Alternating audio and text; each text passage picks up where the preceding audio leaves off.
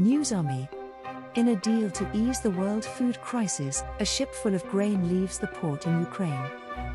Between Ukraine and Lebanon, according to Ukraine's infrastructure ministry, a ship carrying Ukrainian maize grains departed the port of Odessa for Lebanon on Monday morning for the first time since the beginning of the Russian invasion.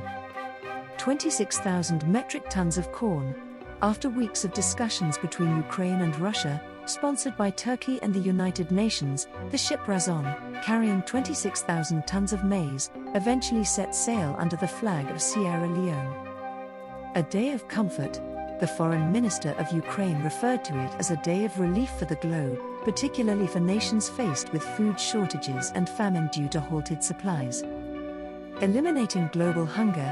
Ukraine's infrastructure minister, Oleksandr Kubrakov, said, "Today, Ukraine and its allies have made another step toward eliminating global famine. More ships will eventually follow."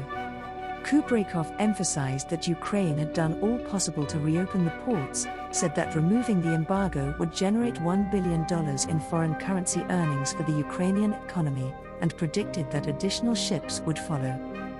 600,000 metric tons of grain are stranded in Ukraine. Ukraine is one of the largest grain producers in the world. Approximately 600,000 tons of grain are allegedly waiting to be transferred from Ukraine. Famine in the Middle East and African continents. The blockade has produced a global food scarcity and price increases, pushing several grain importing nations, mainly in the Middle East and Africa, to starvation. Moscow denies any involvement in the food crisis. According to Reuters, the Kremlin hailed Razon's departure as extremely excellent news but denied responsibility for the food problem, instead blaming Western sanctions.